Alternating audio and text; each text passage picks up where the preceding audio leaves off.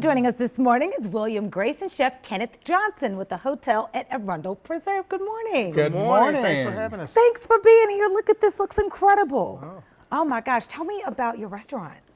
So this is actually our catering and our banquet facility through the hotel at Arundel Preserve. So what we're looking at is brunching it up a little bit. Nice. So we're taking it up a little notch when it comes down to these private events and a brunch standpoint. So what you see here is just really some fun little items. We're looking at an individual breakfast charcuterie board, which is your fantastic creme brulee sort of breakfast bread pudding. We also have the initials of the hotel up here, which is HAP, which is actually a baked brie. And then we also have some infused mocktail as well. So that is a blood orange lime elixir. And what you see hanging directly off that cup, those are actually edible begonias. Oh, so I didn't even know those were edible. Yes. Wow, that looks so, all right, I'm gonna try that, by the way. Yes, you should. I love this. Is that like a little frittata and It is that candy bacon under it? Absolutely. Oh, I knew. Yes, I knew. absolutely. With Chef, a little ancho petal. where do you get these fun ideas? Because this is not like just your regular charcuterie board. That's not a regular Caesar salad. Clearly everything on this table right here is elevated. Well, we have a great team at the hotel in the catering department, and we always get together and come up with different ideas. Try it. It smells so good and fresh. Well, I also think when it comes down to it, you have to think outside the box. Oh, that's good. You know, people don't want your typical brunch. They don't want your typical over easy egg. So it's really taking it outside the box and really having fun with it, especially like this over here.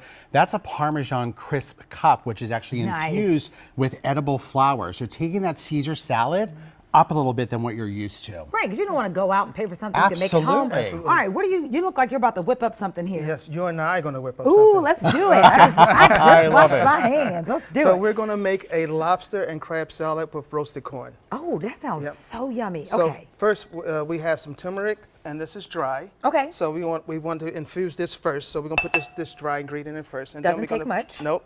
Then we're going to put in all our liquids. So you want to grab that lemon juice. Okay. Awesome. Lemon juice. And we're going to grab the Dijon mustard. Dijon, might have to. That's okay. scoop that Let's out. the spoon here. Yep. Awesome. mayonnaise? And the mayo, correct. Yum. Awesome. What's this? And that is lime.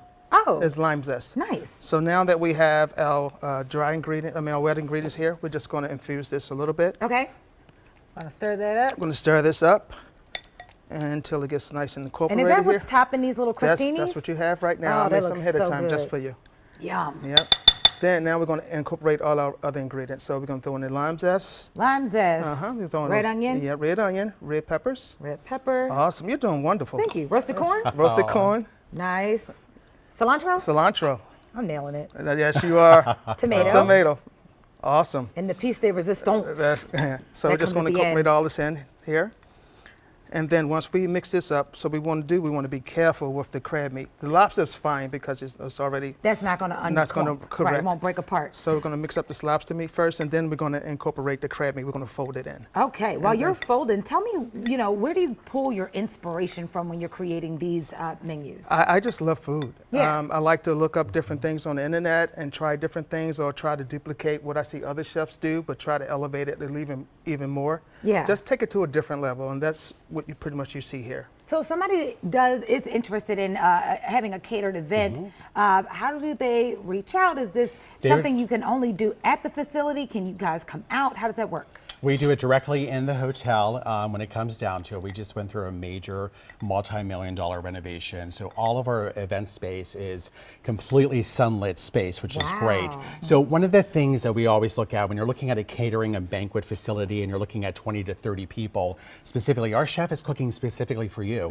It's not going into a restaurant where it's cooking for 100 or 200 people. Right. He is specifically dedicated to your event. So we're taking it up a little bit, thinking outside the box in your typical sort of brunch. I love this idea. This is the garden salad. That's a garden salad. Same kind of thing with the, but let's get over here to these lamb chops, because these look incredible. And that asparagus looks so good. What is that on Nice the grip. bottom? Is that polenta? That is cheddar grits. Cheddar grits, Cheddar gotcha. grits. Ooh, that sounds so good. Yes. My mouth just watered. And then Valencia's mouth watered over these cute little mousse cups. I told she has to stay and wait until we finish. Oh my gosh. Look at how cute these are though. You guys mold the chocolate. It's obvious that you guys put so much emphasis in all the details and really think about those touches and in the visualization of it all. Yes. Absolutely. I think it's all about the visualization. Yeah. It's also about dedicating it directly to the client as well. Not your typical brunch menu you're just ordering off of. So really working with the client. Maybe they're a coffee lover. Those are coffee infused.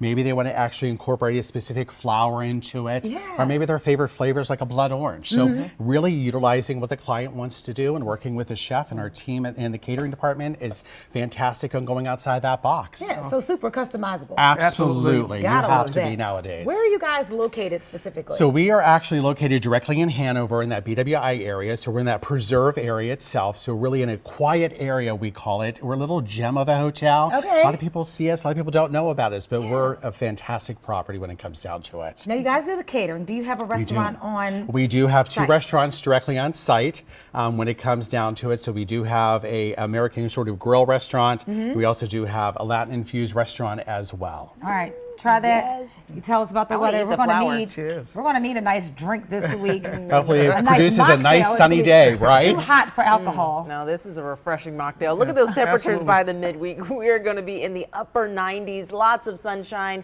Get out and enjoy it, but stay safe. All right, check out the hotel at Arundel Preserve. That's all the time we have for now.